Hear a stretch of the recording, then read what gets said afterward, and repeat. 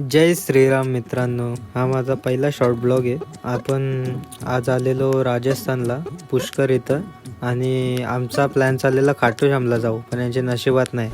आमची गाडी मित्रांनो 2 वेळा बंद पडली. वापिस तिसऱ्यांदा पेट्रोल संपला.